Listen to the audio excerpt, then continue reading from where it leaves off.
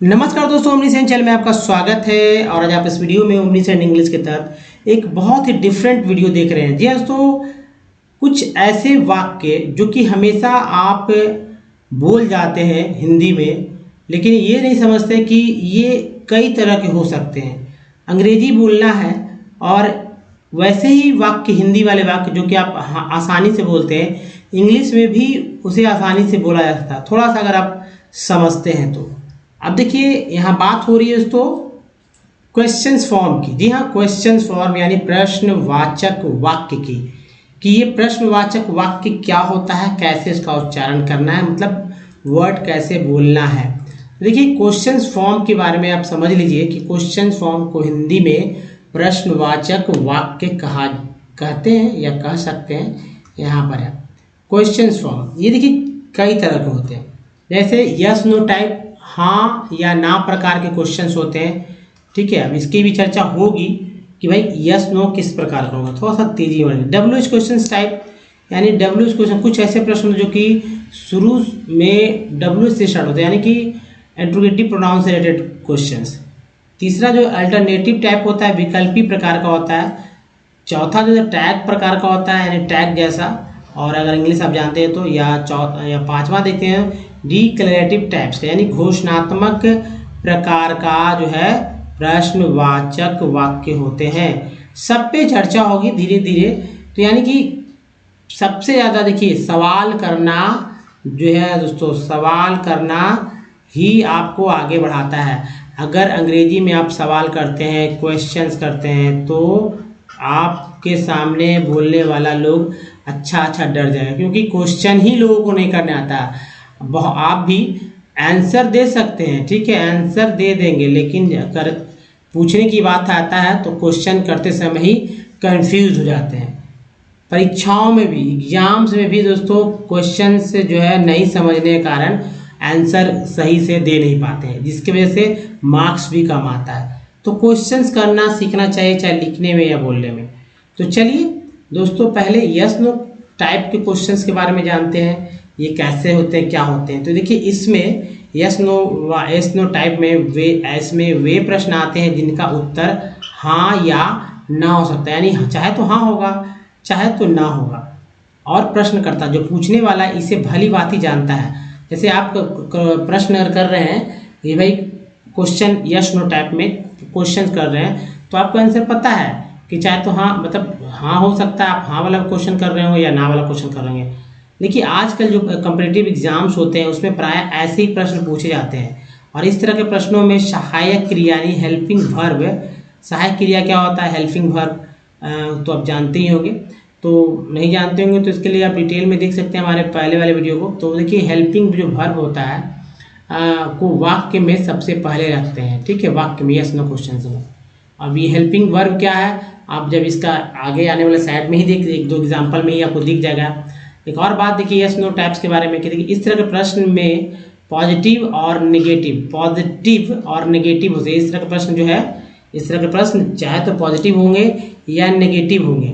ऐसे प्रश्न जिनमें 100% हाँ या तो यस उत्तर की आशा हो, उसे स्वीकारात्मक प्रश्न कहते हैं, यानी कि अफर्मेटिव सेंटेंस भी बोलते हैं हम लोग इसे, स्वीकारात्मक को अफर्मेटिव, ठीक है, अफर्मेटिव क्वेश्चंस, तो अफर्मेटिव बोलते हैं, कहे जा सकते हैं।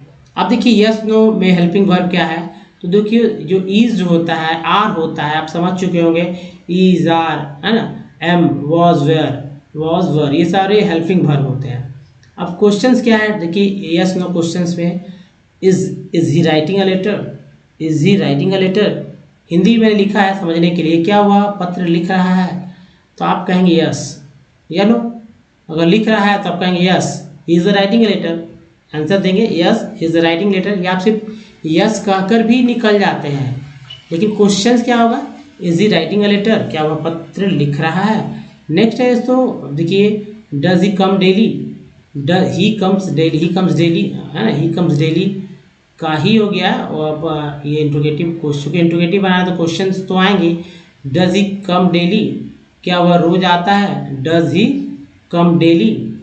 नेक्स्ट है do you like the pen, do you like the pen, you like the pen, do you like the pen? Yes I like, yes I don't like, ऐसा बोलते हैं ना। Does he come? Yes he comes, yes he doesn't come, ऐसे तो बोलते हैं हम लोग, आंसर ऐसे दे सकते हैं। लेकिन क्वेश्चन करना सीखिए।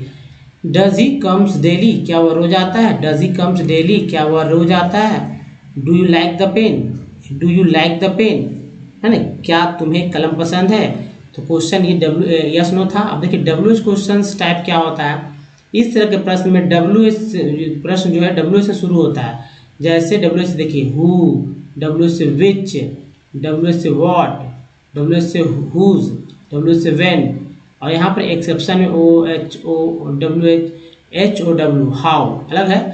WH से whom, WH से वेयर, WH से वाई।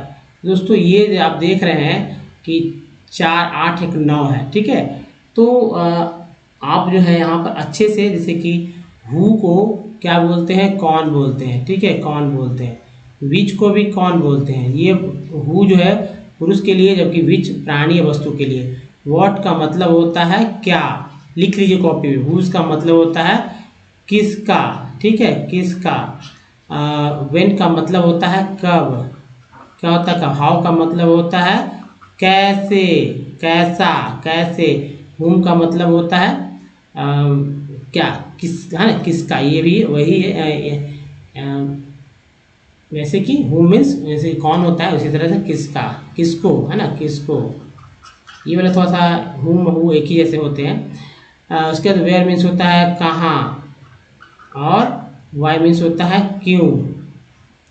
दोस्तों आपको बस क्या करना है कि WH क्वेश्चन को याद रखना है। देखिए चाहे अफर्मेटिव नेगेटिव, मतलब अफर्मेटिव और नेगेटिव में अगर यूज़ करते हैं हु विच को, तो वहाँ पर इसे कौन की जगह जो भी कहते हैं, जो, ठीक है। कौन की जगह क्या बोलेंगे? जो भी कहेंगे, जो। ये चीज़ ये सिर्फ हु विच के लिए आता है। अब चलिए अफर्मेटिव यानी अफर्मेटिव नेगेटिव में भी यूज़ हो जाता है। अब दोस्तों W से स्टार्ट होगा। whom do you want? तुम किसे, है ना, तुम, whom मीन्स किसे, तुम किसे चाहते हो। whom do you want? तुम किसे चाहते हो। whom do you want? तुम किसे चाहते हो। नेक्स्ट है तो how much do you want? how much do you want? how much do you want? how much do you want? तुम्हें कितना चाहिए। how much do you want? how did you meant it? how did you meant it? तुमने यह कैसे किया। how did you meant it, है ना, how did you meant it, तुमने यह कैसे किया। अब देखिए नेक्स्ट जो है तो अल्टरनेटिव टाइप को देखिए। अल्टरनेटिव टाइप क्या होता है। इस तरह के प्रश्नों में प्रश्न करने वाला है, जैसे जो प्रश्न करते हैं, 2 या अधिक विकल्प जो है उत्तरदाता के सामने रखता है कि भाई चाहे तो ये होगा, चाहे तो A B या C, कोई भी बताइए, या D, जिनमें से एक वह चुन लेता है। इसे अल्टरनेटिव टाइप करते हैं, क्वेश्चंस करते हैं। अब जैसे देखिए शैल वी गो, देखिए 3 2 से अधिक ऑप्शन दे देते हैं, बस टैक्सी या ट्रेन। यहाँ दिया गया ना, shall we go by bus taxi and or train. Shall we go by bus taxi or train, है ना। इस तरह करते हो गया। क्या हम बस से चलेंगे, टैक्सी से या गाड़ी से। क्या हम बस से, टैक्सी से या गाड़ी से चलेंगे। ऐसे ही बोल सकते हैं, नहीं बोलते से कोई दिक्कत नहीं होती है। या ऐसे बोलिए। दूसरा में समझिए, विच books do you choose, this और दैट और नाइदर। यहाँ ये इंपॉर्टेंट, दिस और दैट और neither. Which book do you choose, which book do you choose, this और दैट और नाइदर। आपको कौन सी पुस्तक पसंद है।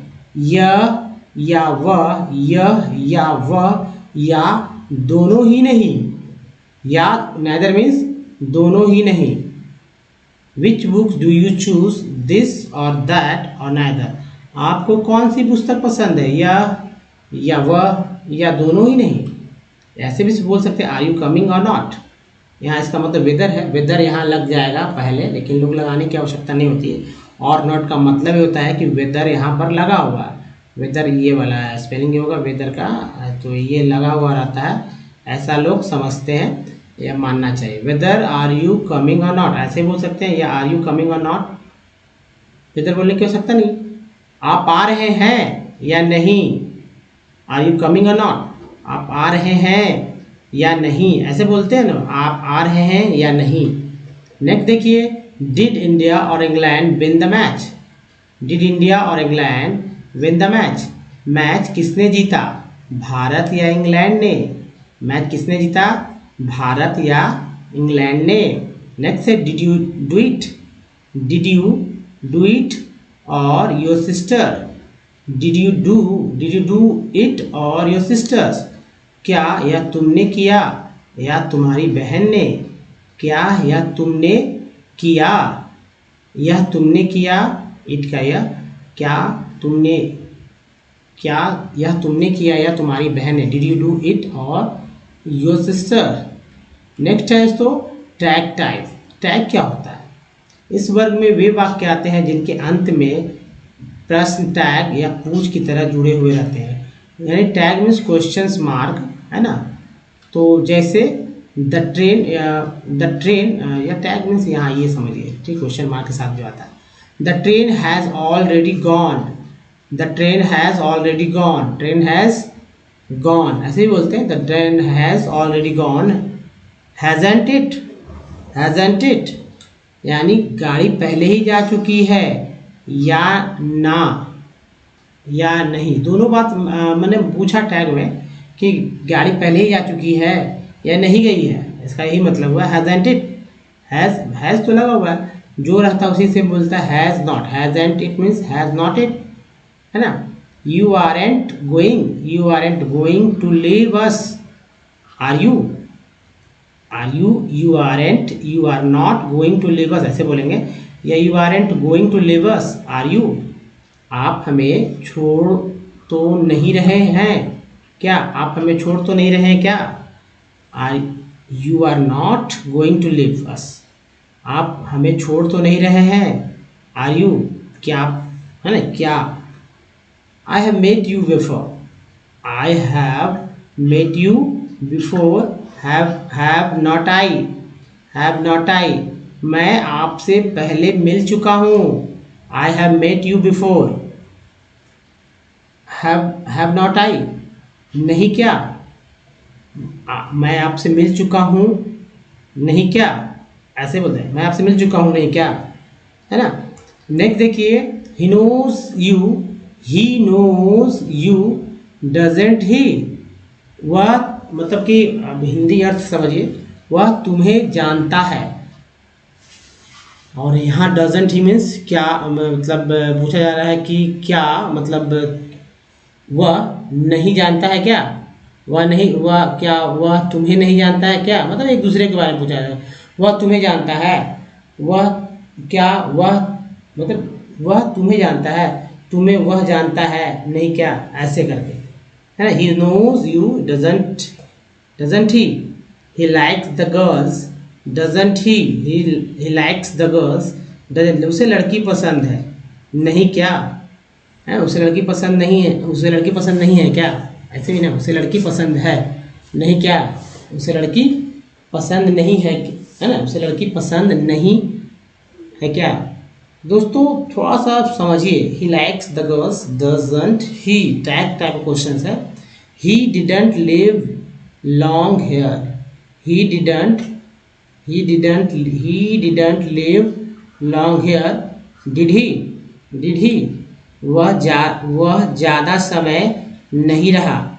रहा क्या, क्वेश्चन भी हम ही कर रहे हैं, वह यहाँ ज़्यादा समय नहीं रहा, फिर पूछ रहे हैं रहा क्या, नहीं, ठीक है। अब देखिए डिक्लेरेटिव टाइप क्या होता है।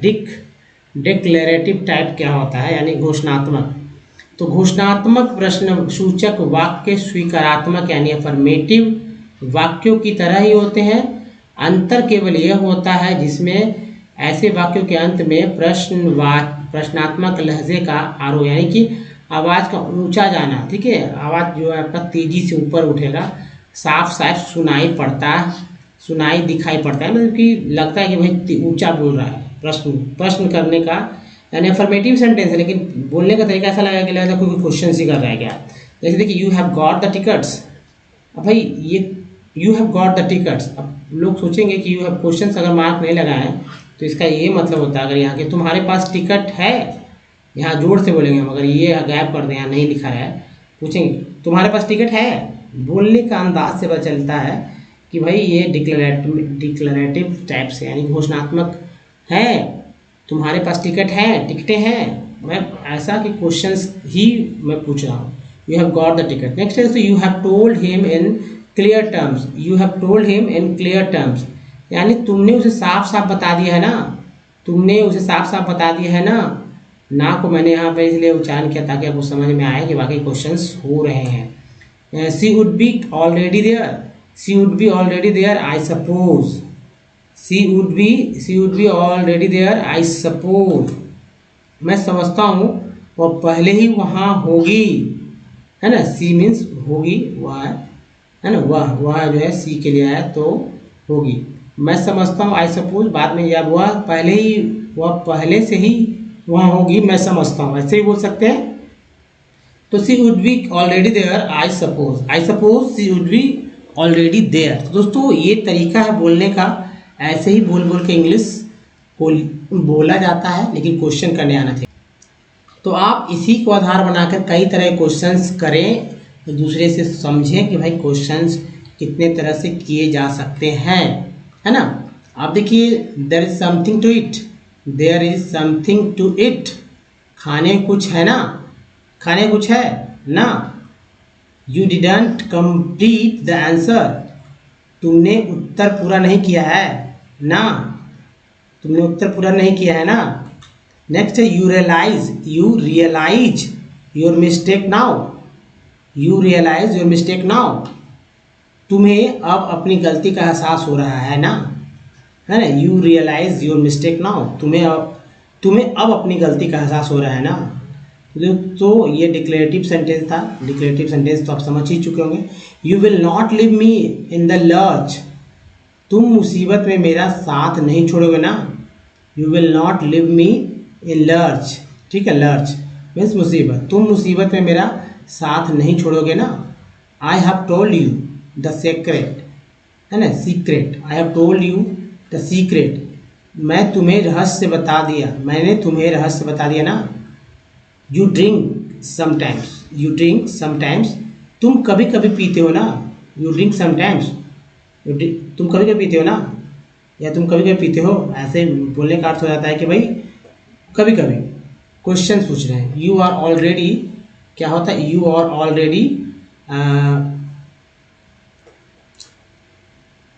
Ready now to fire.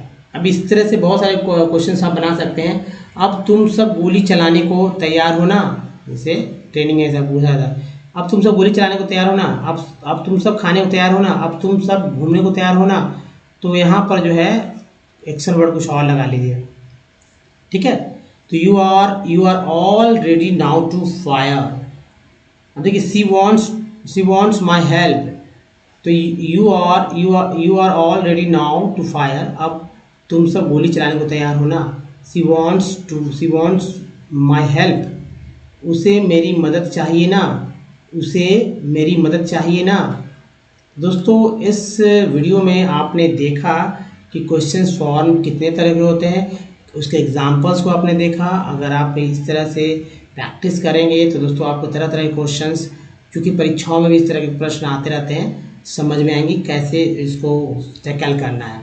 दोस्तों वीडियो अगर अच्छा लगा तो नीचे लाइक का बटन है, लाइक कीजिए और शेयर भी कीजिए। अभी सभी सीखने वाले को नया चैनल को सब्सक्राइब कीजिए घंटे की दबाए आने वाले वीडियो के लिए दोस्तों। तो इस वीडियो में बने रहने के धन्यवाद। थैंक्स फॉर वॉचिंग, धन्यवाद।